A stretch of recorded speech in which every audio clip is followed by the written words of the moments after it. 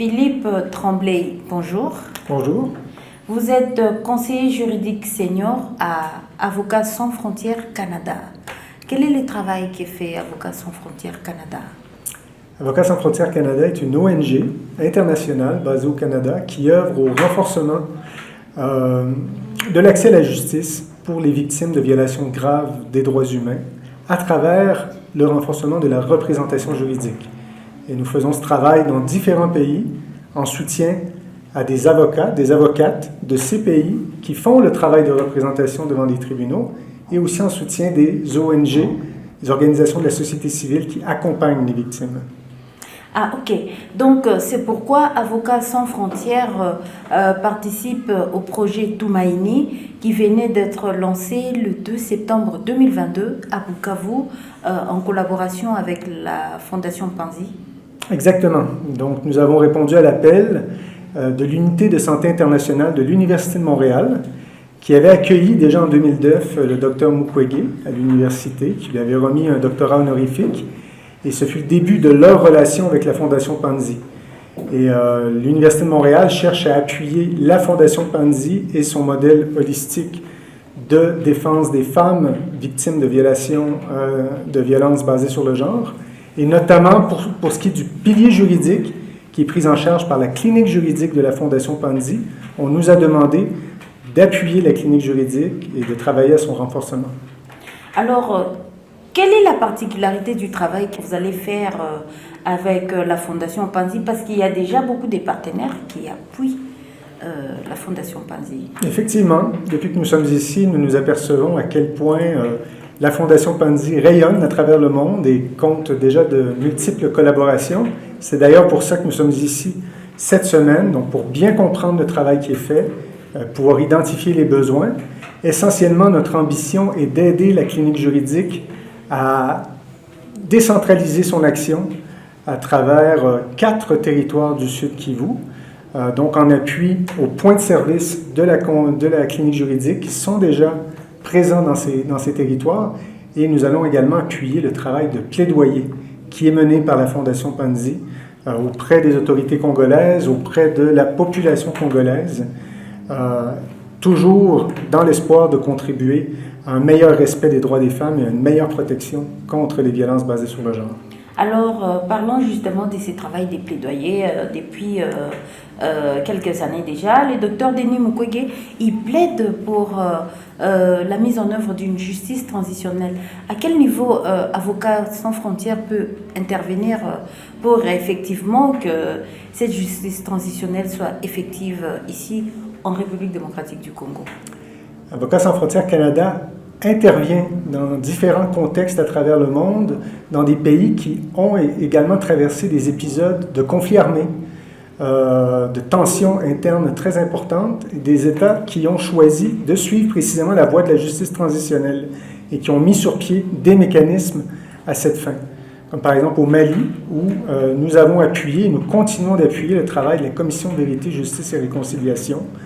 Nous sommes également intervenus en Colombie, en soutien également aux interventions qui ont été menées par des mécanismes de justice transitionnelle. Là-bas, il y a une commission de la vérité, il y a un tribunal spécial pour la paix qui a été mis sur pied, effectivement, qui est une juridiction extraordinaire, qui est différent, distinct de l'administration judiciaire ordinaire.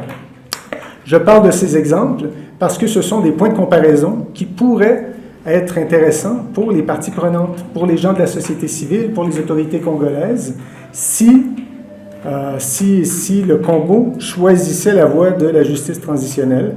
Alors, le Congo pourrait compter sur des organisations comme la nôtre qui pourraient offrir un appui technique, qui pourrait permettre aux intervenants congolais de mieux connaître ce qui s'est fait à l'étranger, non pas pour copier ce qui s'est fait à l'étranger, parce que la situation congolaise est propre au Congo. On ne peut pas plaquer un modèle étranger et chercher à l'implanter ici. Mais on peut par ailleurs chercher à s'inspirer de ce qui s'est fait ailleurs et qui nous semble pertinent à la lumière du contexte congolais. Bon, à la suite de tout ce que vous avez suivi et entendu ici sur place à Bukavu, par où allez-vous commencer? Bon, évidemment, c'est d'abord important de préciser que nous travaillons suivant une logique que nous appelons le principe de subsidiarité. Ok. Qu'est-ce que c'est que la subsidiarité? Ça consiste en fait à laisser les acteurs nationaux être au devant de la scène. Nous n'avons pas l'ambition de dicter la marche à suivre. Nous sommes là pour accompagner des processus qui sont pilotés, qui sont menés par des acteurs locaux. Donc, dans ce cas présent, nous savons que la Fondation Panzi a développé, a élaboré sa propre stratégie pour une justice transitionnelle au Congo. Je crois que c'est une proposition, c'est un plan de travail qui est soumis à discussion. C'est une proposition qui est intéressante, qui mérite d'être débattue. Et après, ce sont les Congolais qui décideront quel chemin emprunter.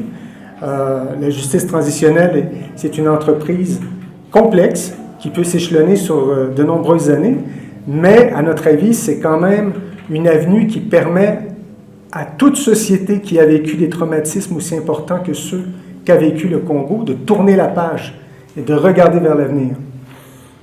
Alors, parmi les particularités du projet de Tumaini, il y a les recherches.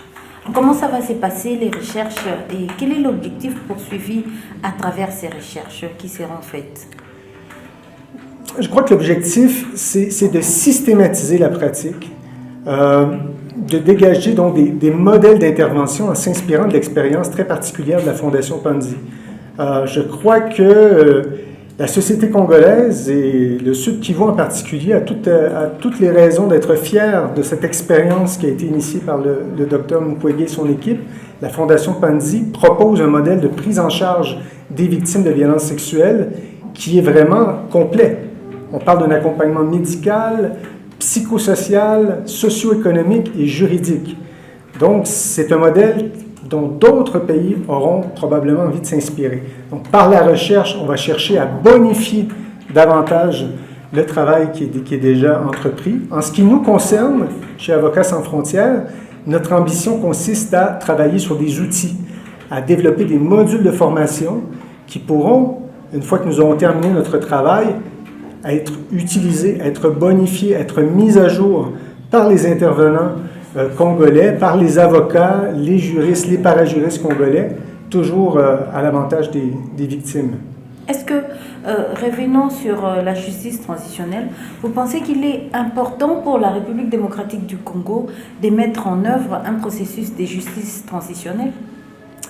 J'en suis persuadé, il y a déjà, si j'ai bien compris, je dis si j'ai bien compris parce qu'il s'agit de notre première visite ici, donc nous sommes toujours en train de nous familiariser avec le contexte, mais je comprends qu'il y a déjà des débats qui ont cours sur le plan national autour de la question des réparations des victimes, le travail aussi, toute la réflexion qui est menée sur la répression pénale, sur l'importance d'enquêter et de sanctionner les crimes les plus graves qui ont été commis ici au Congo.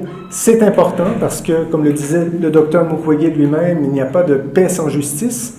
On ne peut pas faire l'économie de la justice.